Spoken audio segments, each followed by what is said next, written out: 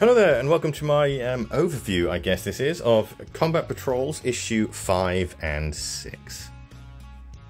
Starting with issue 5, we get that glorious, brand new, exclusive Infernus Space Marine Sergeant. A set that, or figure I should say, that a lot of people have been looking for. Obviously you get his base, but as well as that you also get 6 extra dice, meaning the total dice we have now for the issues is 12. With issue 6, we get 5 Barb Gaunts, bringing the total Tyranid units we have up to 3. So we're going to take a deeper look into issue 5. The very first thing it tells us to do is to build the model. So that's exactly what I'm going to do. However, this is the first model in the series that you actually will need some plastic glue for. I always use Revell because I like the applicator. So once again we snip the models from the sprue, making sure we keep those clippers as close to the actual model as we can. Then we'll clean them up with the mold line remover. And then we'll add some glue and stick him together. Remember, if you're new to this, you don't use too much glue, you don't really need it. Plastic glue is pretty good and that'll keep him nice and secure. And there he is. I really need to sort of light out in this area so I can get a better look at things, but he is a really, really nice model. He does come with a spare head, but I chose to keep him helmeted. After we've stuck him together, it's back to the painting. This next few pages basically just gives a rundown of sort of how to use the brush and what techniques to use when you're sort of adding the next layer and the next set of colours. There's some handy tips here that basically explain how to use the brush without destroying it properly. However, Games Workshop brushes aren't quite what they used to be, so honestly I much prefer using other brushes, but because I'm sticking with it for this magazine, I will be using that standard starter brush. Next up is the how to paint the Infernus Space Marine Sergeant. He's fairly simple to do at the moment. It's just a matter of adding the blue and then doing a tiny little bit of colouring on the Tyranid that he's standing on. So I thought I'd get the first layer of blue out of the way before I move on to the next page and start painting the rest of the stuff, because everything's going to need a couple of layers at least to make everything neat and tidy and make sure everything's nice and smooth. The next page is using the other paints from the last issue to get everything up to speed and start adding some extra colours to our models. Everything is going to need 3 layers, so I'm going to switch between all of the models that I'm painting, doing a layer at a time and making sure they're dry before I start the next layer. As much as I dislike the starter brush that you get with this set, this is quite a good brush for actually learning how to control brushes in the future, as this one is not that good, nor is it that useful.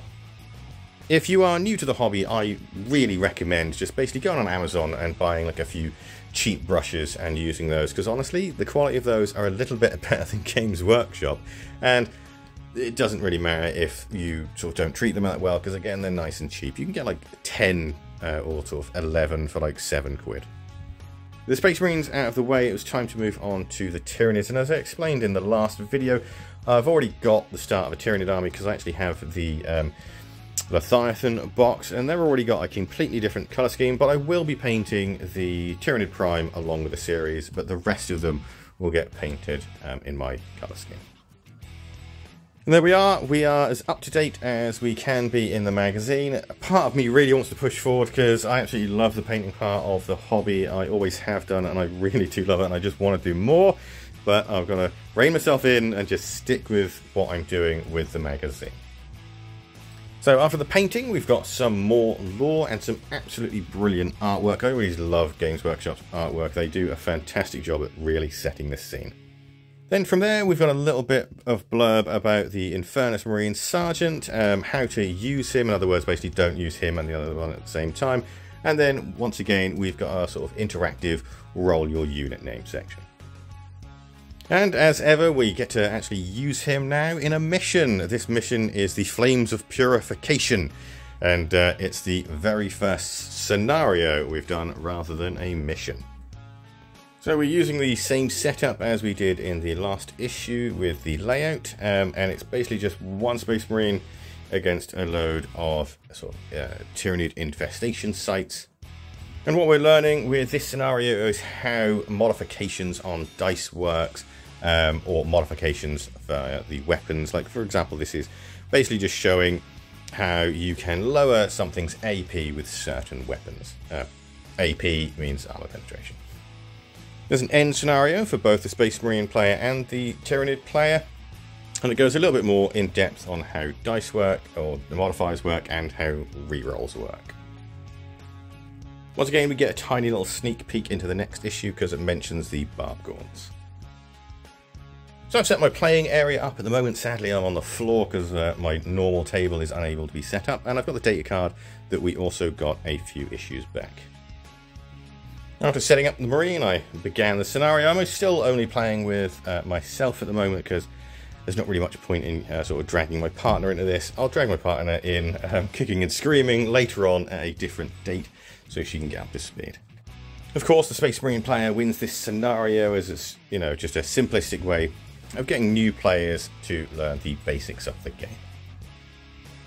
Moving on to issue 6, the 5 Barbgaunts. Lovely, lovely imagery on the front.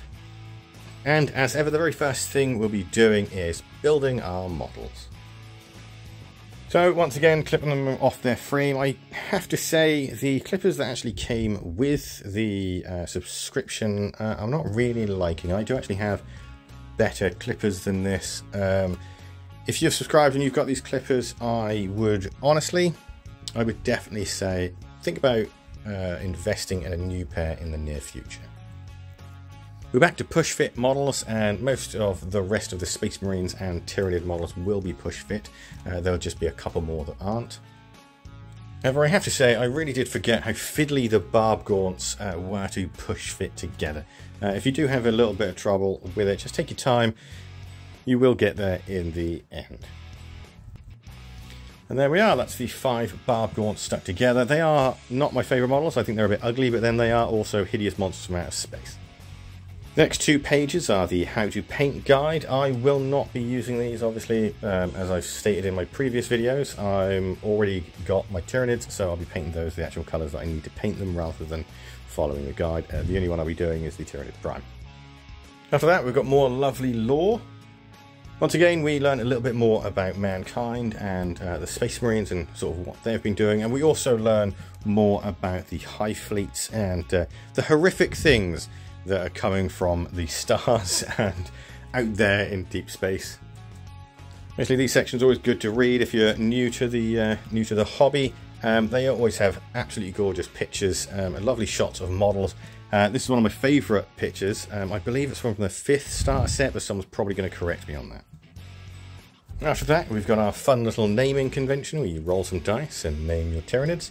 And on the back of that is the data sheet.